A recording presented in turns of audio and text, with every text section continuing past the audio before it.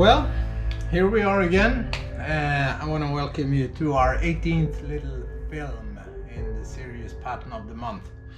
And I was going to take the fly and start talking about that, but I've been presenting some new stuff for you during this film, and now I'm extremely proud to present for you the Sailor Rod series. All our rods are here, and maybe I should excuse for those of you who had to wait for the reels. The Sailor Reel series came out a few months ago, and we weren't really prepared on selling in the speed we did. All the reels are sold.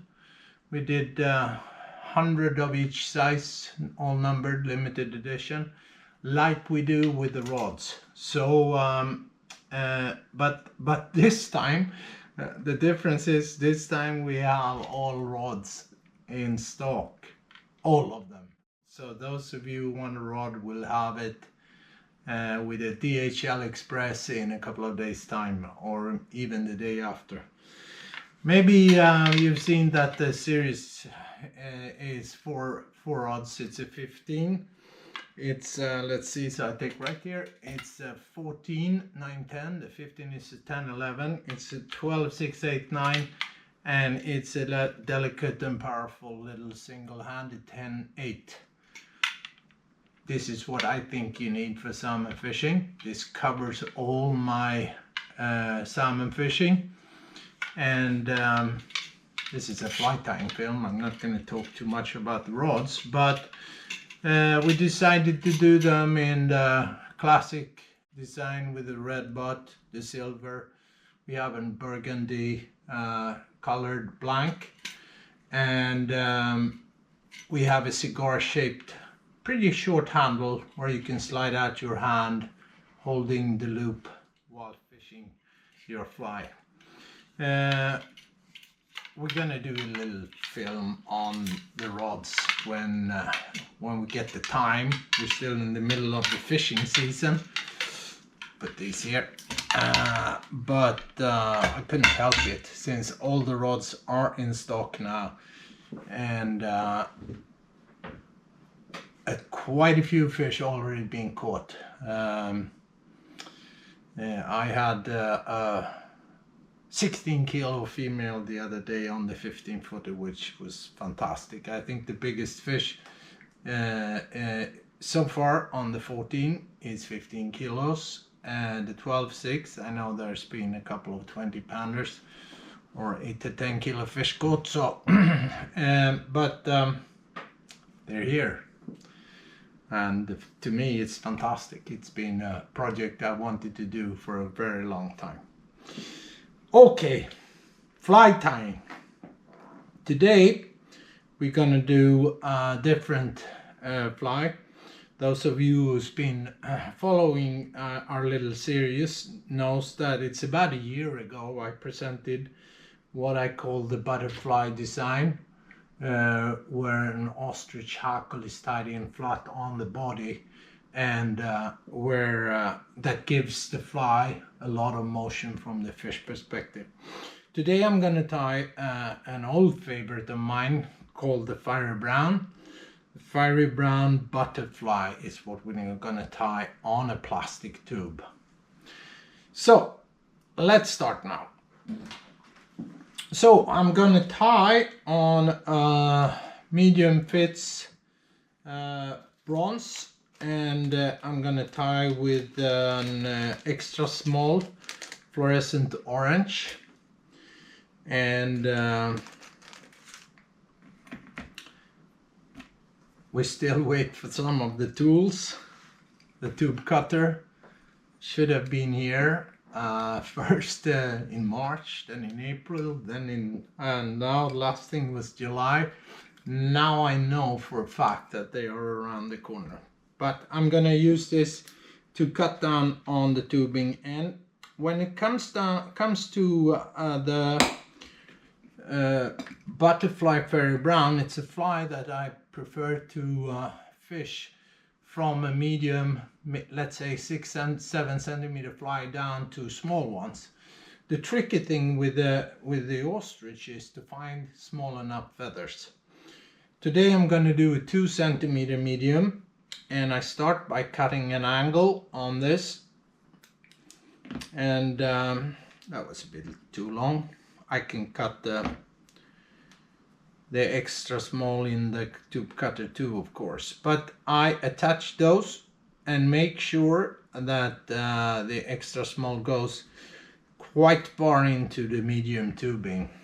I'm gonna tie with a 12-0 today. 12-0 time, most of the time on a 12-0, but on a black 12-0 today. And this little trick I showed you before to grease up your bobbin. And I start by putting some thread like I done before and do on all flies. Put a bit of thread over the cut part so the medium will hold the extra small. This fly is quite a bit different design, the way that it's not gonna have a body hackle. It will have a body with the hackle on top. So it's a bit different, but I start like I do on a lot of the other flies. I start with the mirage, and I wind the mirage back first and turn it and go front, tie it in underneath. When it comes to all materials you put on a fly, it's good to pull them hard. The mirage material don't break most of the time. When you stretch it, it loses some of its ability to reflect light. It turns different. Maybe you can see it here. So be careful. Don't stretch the mirage too much. It won't be good for you. Okay, and for a tail I'm going to use fluorescent orange, and I'm going to use this crafts fur. The good thing with crafts fur is that you can it's quite soft, and you can taper it very easily. So if I tie in a tail that is quite big like this, back down with the thread, looks like a good one, but I need to have it like 1/4 as long. I just go in with the scissors underneath and I pull and cut. And if I think this is too fat, I will cut it from the sides. If I think it's too long, I will do it all over again. This one maybe a little fat, meaning I do this. Normally I turn it in the vise. Can't do that now, then you will lose your focus. And I will create a tail that will be long enough to be seen right in the V where I have the hackle. So not too short, then the hackle will be too small. Okay, and I'm gonna work with our SSS hollow braid, 2 colors.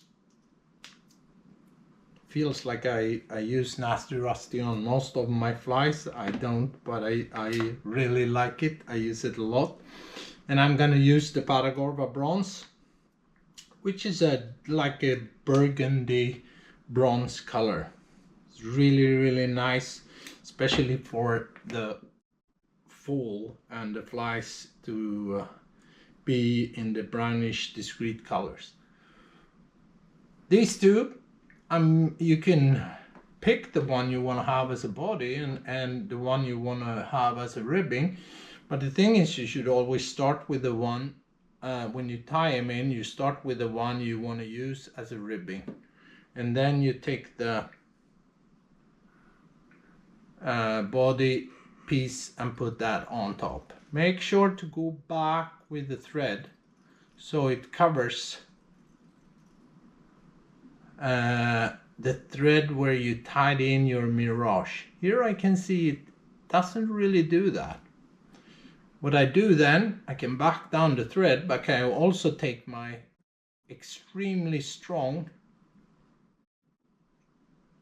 braid and I can pull it over and pull it down really, really tight. If I do this, I cover up the thread, and what's not gonna happen is that the first little smolt or perch or whatever grabs your fly will break the thread. Tie it in, pull it hard, taper it well, and tie it in underneath. When I cut here, I just leave a little piece. If it will move, it's not gonna be destroy the fly and come loose completely. On the smaller ones, I can use our dubbing. Today I have our dispensers. We have dispenser boxes, both of the glitz and the dubbing. And on the smaller ones, I use the dubbing. On this one, I'm gonna use our glitz. I think glitz is a fantastic material. It's got some really long fibers that is easy to brush out. And I just dub it on a little bit at a time. Remember, when you dub, what you do is you twin on the fibers on the thread, meaning each fiber needs to be in contact with the thread. If it's not, it's going to be tricky for you. And I hold it and I wind it back, cover up the thread and build up a body. And of course what I do is I spin this on in one direction, not back and forth. I do it in one direction. Do it a little heavier than you think you want the fly to look, because brushing it down, it will lose some of its volume. Save a couple of mil, 3 to 4 millimeter of the medium one, to put the wing and everything on top. Since I'm not gonna have any body hackle now, what I do is I rib this, and the good with the braid, our braid is so soft, so you just twine it down like this, and you can create a ribbing that will be as fat as you want it to be. I do 4 or 5 turns, pull it down in the dubbing, tie it in underneath, pull hard, and secure with the thread. What I can do to not make this slip is I can take this and I can fold it back and I can double it. This way it can't slip. Okay, so now the whole body is done, and what I do to make this reflect more light and also to get more translucent is that I brush it. And out of our tools that's been coming out, I think we have 6 tools now on the market. I would say that together with our crooked scissor, the dubbing brush is what's been most popular so far. Actually, there are no good brush on the market. Okay, so here I have long fibers, and if I have a couple that's too long, I can just cut those off. But I want this to be kind of bushy, reflecting a lot of light, letting a lot of light through, meaning creating a very translucent fly. Okay, so now we're gonna put on this butterfly hackle, and this is how it looks very often, where you have a feather that's been used for winding on as a front hackle. I do this on a lot of my flies, on the bigger flies, and then they use the tip, and this bin garbage, and actually this is one of the things that made me find out how to use a feather like this to put it on flat. This is a little bit too big, so I'm not going to use that. I'm going to do it in a luxury way. I'm going to use one of those. Here I have one where I've been using the little piece of a tip, and I can use this. And the thing is here, when you put this on, I want this to be wide enough so the tail is seen through here. So the tail is as long as the longest fibers. Taking that, I just start by stripping off this. If you use one feather for 2 flies, you could do it for 3 flies, but that is enough, I think. A little more. When I've done this, you can see now that what I'm using is to keep the fibers onto the center, and I will use this. This is a little uneven. They are a little shorter on one side than the other, but it doesn't really matter. They will come together and create motion this way. But it's flat, meaning that if I tie this in, it's going to look like this. So what I do, I use the same as on my jungle cock, where I curve this over my thumbnail to make this bend and come down and be flat on the body. You can see how it's curving like this. And then I just hold it in and I tie it in on top. And one trick is not to let go of these fingers. Take this and pull it up a little bit. Look at this. So it's really on the center of the tube before you release it. Then it will be tied in flat like this. I'm going to try now, without destroying this, to turn this so you will see how this is tied in flat over the body. And I know talking about fly designs through a lot of classes and exhibitions, I've always been talking about how stupid it is the way we tie our flies in a vise, where we put the fly and we look from the side. It's like the classic flies with the wing like this, showing the fly to the fly tyer or the fisherman, but the fish will see the fly from down here and they will not see what happens here. They will see what happens in this perspective. That's the whole idea by putting a very wide wing on top like this, spread it over the tube, and it's the idea behind the butterfly design.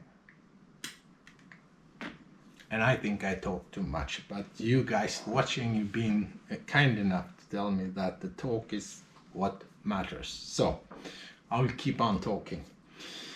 Okay, so on a lot of my butterflies, I don't put any flash under the wing. Here today I'm gonna put a little bit of Angular HD. And when you do this, you have to be careful, because if you take too much, you will have flash that will tangle with the fibers, and I don't want this, but I want a little bit of shine under the wing. So I take just 3 or 4 of those and I tie them in with 1 or 2 turns and I double them back. And they will be center of the feather, not disturbing this. So don't tie them down on the sides. They will start tangling here in these fibers that will create motion. I use like a ginger or cinnamon wing on this. It's called fiery brown, And the original fire brown had, gonna tie with them later here, see what I have, if I have it. They had a wing that was built up by mallards. They are darker in color. I want this fly to be a little bit lighter in color, a lighter brown color. On this fly now, I'm gonna only tie in one wing. I can show you our pattern packs here, because on our pattern packs, we're gonna send you two pieces of hair. One that is short, one that is medium. Because if you go up in size, and if you want the fly to be a little bigger or a little bulkier, it's better for you to use one little wing, a little bit flush in between, and another wing, the classical way. But I'm gonna do this a bit different this time, and it's just because I'm gonna show you how little hair you actually need to do a butterfly that will swim and fish in a fantastic way. Take a piece here, and as always, I brush through my hair. Not this hair, that was long ago. But I brushed it through, pull it through the brush like this, the way that it will untangle. Look at it, so I have a nice tipper. So I have a very thin tip of this before I tie it in. Make sure the wing extends quite far back behind this ostrich hackle. And I was too much on the top, but when I tie this in on butterflies, I don't pull it down on the side. I want this to be a center. The volume and the motion will come from the hackle, not from the wing. So I just tie this in like that, pull a little here before I cut it off. This is also a little trick I do. Now I was fast with my scissors, but what I do, I take this and I turn it a little bit before I cut. That way I tighten up the fibers and cut it. It's easier to get close. Okay, so here we go. I'm gonna use some angel hair. And again, favorite color, nasty rusty. And I'm gonna do few fibers, not many at all. If I do 3 or 4 fibers, it will be twice as many, because I always double. Spread them, tie in 1 or 2 turns, and double back.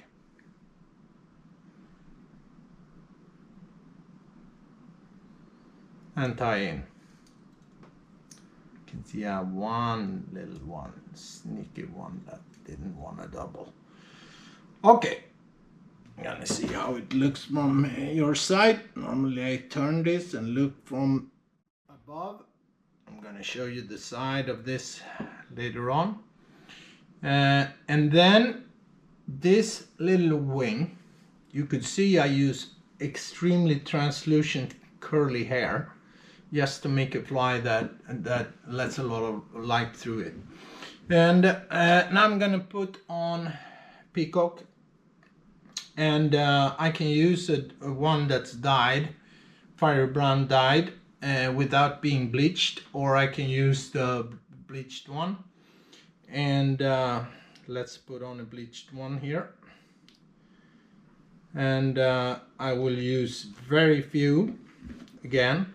Normally 3 to 5. I think most of my butterflies, since the wing is so thin, only have 3. Just because I said that, I got 5, but I'll do 3 of them. Spread them like between each other. They should not cross over. If they cross over, it won't be as good. A lot of the peacock is curved like this one, where you can see it curves like this, and I really don't care about that because they're so soft. The first little current will straighten those. And I make sure that these are as long as the longest part of the wing, and I take my fingers and I hold them tight and I tie them in. Check it. This one didn't want to go the way I wanted it to, and I'll look how it looks. Looks good to me. Just a little of the soft part here. Here I have a too long angel hair. I can take it now when I see it, or I can do it afterwards. Again, what I do, I take these and I pull them up. Oop. Pull them up, tight, tight, tight, before I cut. It's easier to get close, and it's also easy to see when you pull them that they don't turn away and curve the wrong way. If they do, I pull them out and I just tie them in again. A little bit of glue. I think this, I use a little support. I think actually this glue bottle is getting old, and I was not careful enough there, but I think that was okay. Okay, jungle cocks. Start with this. I show you all the time. Sightless. I don't tie without the sightless. I never travel without the sightless. It's the same like traveling with heroin or cocaine or something. If you get caught with flies or fly tying materials without the sightless or jungle cocks. Here we go. I'm gonna pick two here, and I get quite a few questions on where to get legal jungle cock today, and actually I don't know. I was fortunate enough to buy quite a few capes from one of the breeders before he went out of business, so I still have a few, and our substitute is almost ready. It won't take many films before you will see it. Curving it on my thumbnail, you've seen me do it before, and I always start with the one on my side here. Tie it in. Not too many turns. Jungle cock doesn't need that many turns. It's also like this when you do butterflies. It's a bit tricky to do the jungle cock because the feather that's put on fat is in the way for pulling down the feather on the side, so it can be a little tricky to make it follow the wing the way we want it to. Okay, the other one, look from above, make sure this is as long, hold it in and tie it in. Always start on my side, and because it's easier for me to control the length and get the right proportions, and cut it off. See what happened to this now. Normally it's so easy to just twist your flying device a bit. There you go. Okay, so almost ready. I always want to have a drop form on my fly. I want the fly to be thick in the front and to slim off, taper off. This one here, it's tapered from middle and back, but the front is too thin. meaning I'm putting some hackles on.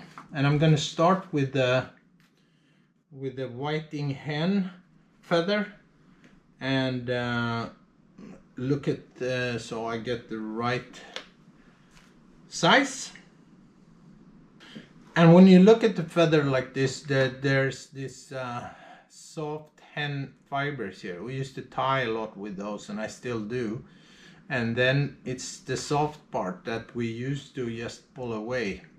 But I want quite a bit of the soft part to create volume and also to create motion. Hackle will be, this hackle, the way I do it here, will be round, meaning it will be just as much for the fish as for the fly tire. But to keep the soft part means I get more volume and I create more of this tapering and drop form. Take this, tie it in underneath. I want the flush to go behind it. Make sure it's right. 3 fingers, do a little hole, slide in the tube, and double the feather by holding back the fibers on the part you tie in like this. 1 turn, hold back, wind it, and tie it in. If there are a few fibers too much, it doesn't really matter. Just let them be part of this.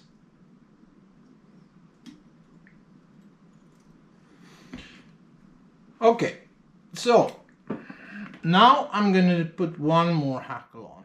This could be enough, but now I want to create like a little bit of a Spey hackle, or I actually found these. I couldn't help bringing them out.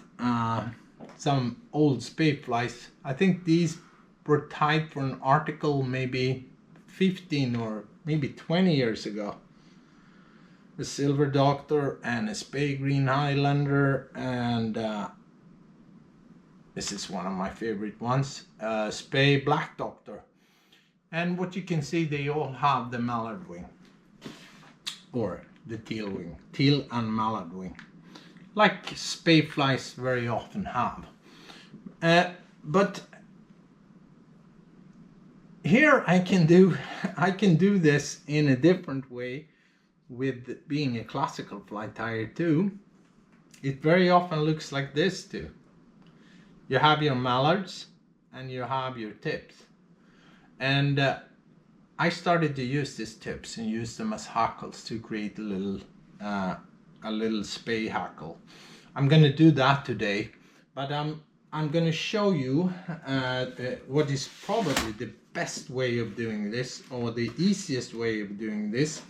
And that is to have a felt pen and to have some teal feathers. And what you do is that you, well, you can look at teal, how different they are too. This is also being used for a classic fly. They have either very narrow markings, or they have the fat markings. But let's take one, and what I do, I use a brown pen here, put it on a piece of paper, and I just dye it. And of course you can dye them like you do with most fly tying materials, but this is a really fast and very good way of dyeing these feathers. Actually, you can have pens in many colors, and in a very fast way you will create a nice little teal Spey kind of Spey hackle. What you also can use, I think I had quite a lot of stuff here today, you can use also a cochleon. These are fantastic. I think maybe one of these flies here. Here we have one with the cochleon hackle. It's also got some long fibers that have a little markings on them, and they are really nice. They're durable, even though it can be a bit expensive, but they are good hackles. But now I wanted to see if I can do this for you. I'm going to use one of these used feathers and see if I can use what we never use actually. And what I do is that I strip this. Have to be a bit careful, but I strip this one side.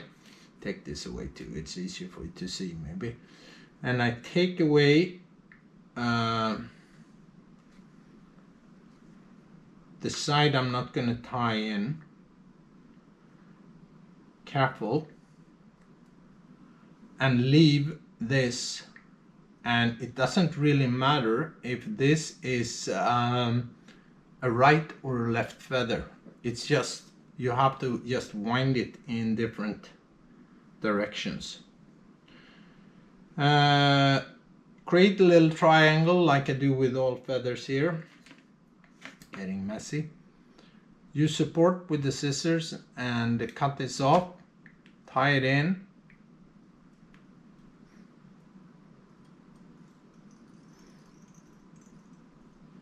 Quite few turns of the thread. Pull this now so you can wind it, and since there are fibers only one side, you don't need to double. You just make sure that it doesn't do what you just want it to do, and that is to tilt over the wrong way. And doing this, maybe there will be one turn too much. Here we go. I have to force this a little bit since the feather is so fat. And I tie it in. And one thing I normally say when I do classes, if there's one thing that's more important for you to tie really good flies, is to did it go well? Yeah, I think so. Is to be able to handle your thread. What holds the material is stretching the thread. Our tying thread is really stretchable, and it means you need to pull it out, turn it on, and it will hold your material. And the question is, how much can I pull it? And the only way to learn this is to break it. Maybe 100 times or 500, I don't know. But when you pull it maximum is just before it breaks. Here you see how I created now few very long fibers, and these, cut it off close, these will be pulled down and blend in and work like a little Spey hackle in front of this. It is curved a little in front of this fly, helping to create motion but also to create the perfect drop form. What I'm going to do now, I'm going to end up with a cone. And since it was long ago I talked about our organizers, I do that again. This saved my life. I have maybe a dozen of those with all my stuff in, and it's really handy. Maybe I'll show you again. Because of it, it's round, it's so easy to take one out and just slide it onto the tubing before putting some glue on. And I put the glue a little bit away and hold back the fibers, take the thread, pick up the glue, 1 or 2 turns, take the cone, pull it down, twist it a little bit to spread the glue, tight down, and cut it off.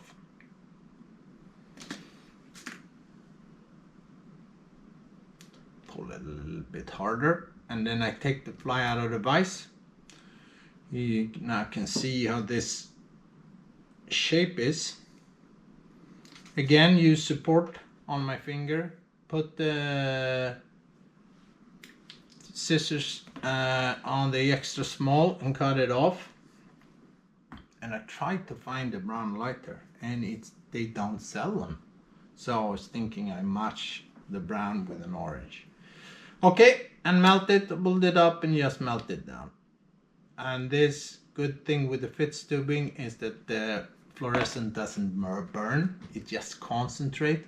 So meaning melting this, I get even more fluorescent color than I would have had before.